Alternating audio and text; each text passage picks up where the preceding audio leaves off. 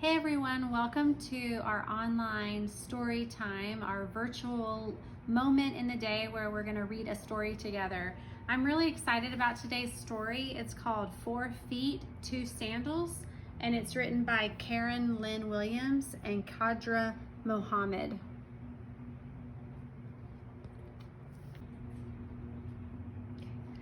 Lena raced barefoot to the camp entrance where relief workers threw used clothing off the back of a truck. Everyone pushed and fought for the best clothes. Lena squatted and reached, grabbing what she could. The crowd began to leave. In the dust at Lena's feet lay a brand new sandal. It was yellow with a blue flower in the middle, and when she slipped it on her foot, it fit perfectly. Lena was 10. But she had not worn shoes for 2 years. She looked around for the matching sandal.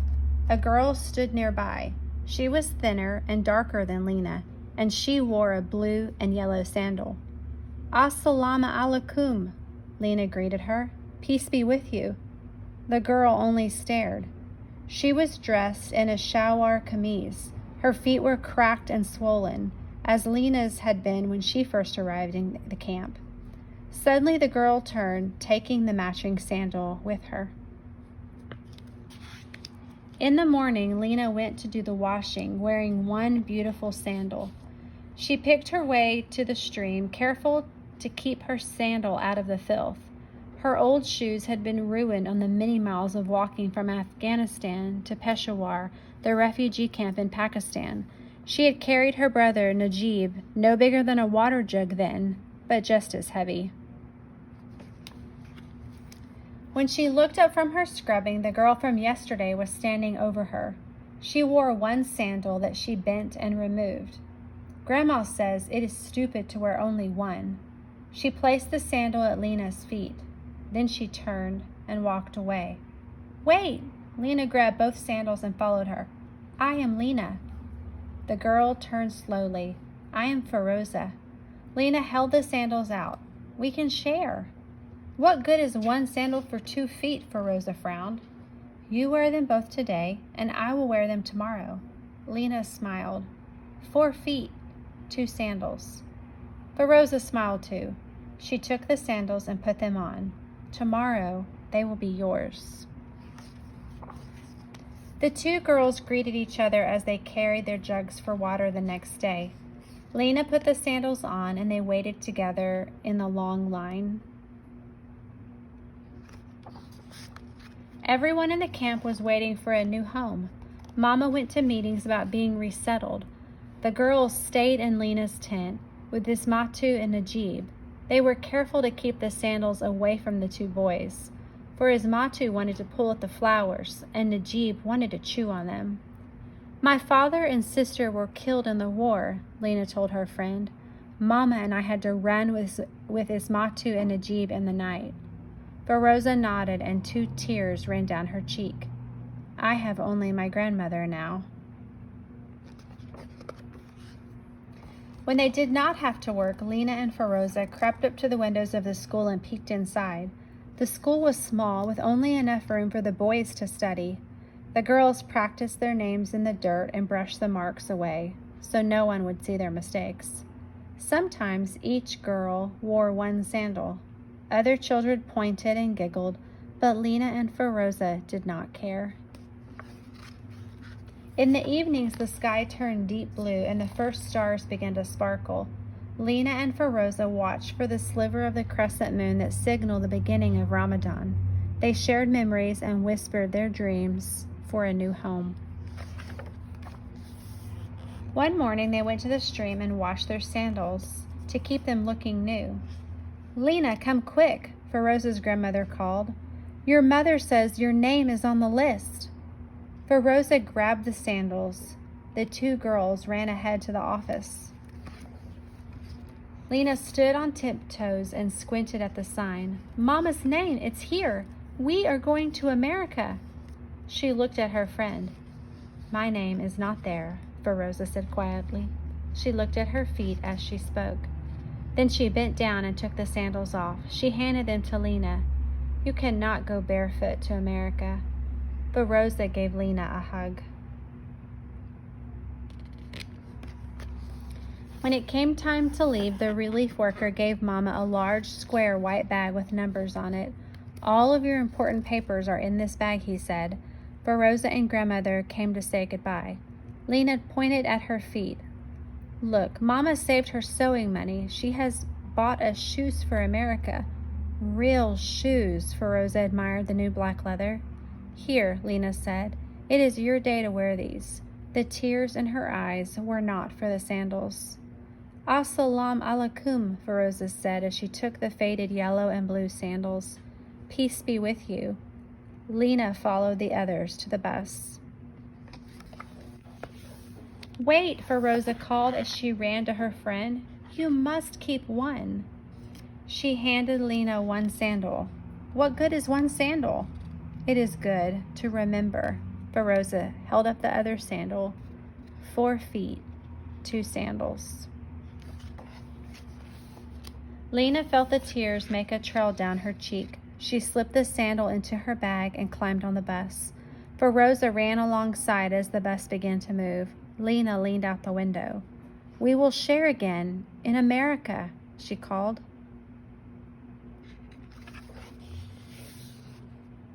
Author's note: people who flee their country because of fear of persecution are called refugees. At the time we were writing this story, there were more than 20 million refugees worldwide. The majority of refugees are children. This story is based on Qadra's experience with refugees in Peshawar, a city on the Afghanistan-Pakistan border. Decades of war and instability in Afghanistan have forced millions of Afghani people to flee their homes to neighboring countries. Many of them live in makeshift camps and around Peshawar. Some, like Lena and her family, are able to find safe haven in resettlement countries in Europe or in the United States. Though this story is based on a camp in Peshawar, the experiences of children like Lena and Feroza are shared by refugees around the world. All right, boys and girls, I hope you enjoyed that story. I want to tell you something really quick. I know refugees just like Lena and Feroza. I get to visit in their homes, and you know what? They don't live across the ocean or far away. They live right here in Houston because they were resettled here by the United Nations, and they're our neighbors. And so every week I get to visit them. And one of the things I get to do is buy product from them, things that we put in our store and then we sell to your parents and you get to use at your home. So one of those people is this woman here. Her name is Ombini, and she's from a camp in Congo. And every week she makes beautiful bars of soap. I wish you could smell this soap in her kitchen, and then cuts each bar, and then we bring them back to Mercy House and we wrap them in paper. This paper was made by our girls in Kenya. And so every bar of soap like this actually helps 2 different people, a refugee in Kenya and a refugee in Houston, our girls in Kenya. And so when you buy product from Mercy House, you're helping refugees right here in Houston. Another refugee item that we have are candles. All of our candles are made by refugees. This candle smells just like a birthday cake. Look at the sprinkles on top. Isn't that fun? This is my favorite candle that we have at Mercy House. We have a big one and we have a little one. And we have other flavors too. So make sure you check out these refugee made products. They'll be in the comment section below. And thanks for being a part of Storytime. What a great story about refugees. I'm excited about that because our family has actually been friends with a refugee family for about a year now. And it's been such a great experience for us just to become friends with them. Really, it's just walking beside them and helping them learn what it's like to live in the U.S. And so we're going to talk a little bit about that in a minute. But I wanted to show you some of the resources that we have available for you with the link that goes to this story time today. It's really hard sometimes to talk to your kids about refugees, if you yourself don't know a lot. And that's, I think, for the most part, that's where we all are is, that we don't know a whole lot. And so I have some really fun resources and helpful resources that I want to share with you that hopefully will give you a little bit of background and some education about that. So the first one I want to show you is this document from the United Nations.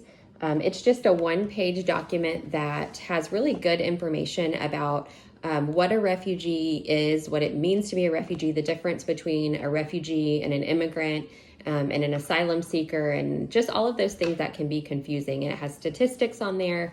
So it's just a great resource. We're going to include this in the link, but you can also go to the United Nations website and look at it directly from there. And then one of the things that we talk about when we're talking about refugees, when I first introduced my kids to refugees, is when a refugee family has to flee their country, it's really they're really having to choose the things that they think they need the most. I mean, they can't bring, we talk to the kids about, you have all, toys and your crayons and your favorite stuffed animals. And, when kids are fleeing their country, they have to pick their needs versus their wants. And so it's a really great educational lesson for the kids. And so we've included a few just worksheets that you can do. This is a wants versus needs. And it's just a simple, they, kind of look at the picture and figure out which one is a want, which one is a need. And this one is a little bit more personal, and they look at the things that they have and choose whether it's a want or a need, depending on, what they have in their own room or in their own house. And we're also going to include a video from World Vision. It's called my favorite five, or my first five. I can't remember the exact title, but it shows a refugee family, and then it films some families in the U.S., and it's like a what if kind of thing. What if you had to become like a refugee and flee and you had to pick the 5 things you would take in 10 minutes, or and so it's just a good video to watch, and then to do one of these follow-up activities and just talk about needs versus wants. And then the last activity I have, so this is kind of probably would be for older children, I would say maybe kindergarten, first grade, or older. And then the other activity could be for all ages. And one of the really great things about Houston, where we live, is that we are one of the largest cities that resettles refugees. And so we have a really big community. We have a lot of support here that works with local churches and local groups and organizations to help with that resettlement process. And so if you live in a city, in a state that resettles refugees, you can just Google that, and you'll be able to find some resources around you where you can get plugged in and help with resettling refugees in your area. So if you live in the Houston area, we work with a group called Houston Welcomes Refugees. They work with the YMCA International, who works with the government, who helps to resettle refugees. And so we've found so many resources, and it's been so helpful for us to get plugged in there. So I'm going to show you one of the things that the girls are working on. I'm going to go ahead and turn the camera around.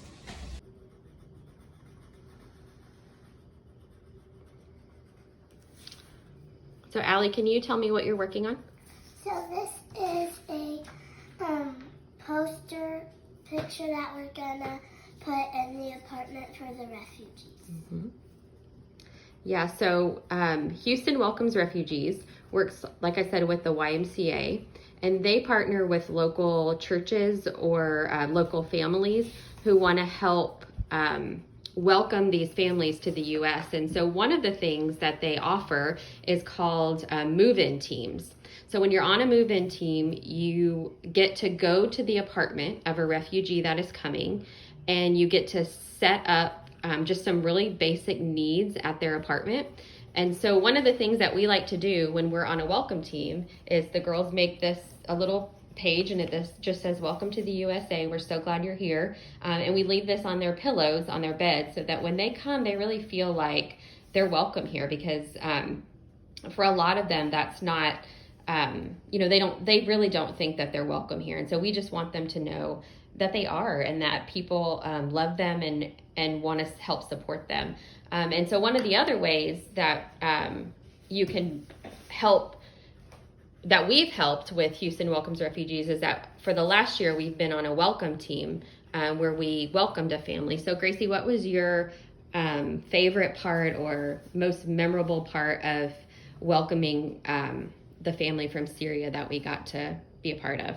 Learning about their culture. Learning about their culture, yeah. So we actually got to meet this family at the airport, and just over the first few months while they were here, we got to interact with them, and they would cook for us and just tell us about their life before America. So it's just a really, you really just become friends with them, and they know that they can text you if they have questions about paperwork or anything like that. So I would encourage you to check out what your state has to offer, what your city has to offer regarding refugees. So, well, thanks for joining us. Go ahead and make sure you check out the link that we have to offer. It's got all of these printables. It also has some pictures of some of the refugees that we work with in Houston through Mercy House. It has their picture, it has the product that they make, and just some other fun things. It has some maps on there where you can find the countries that were talked about in the book earlier.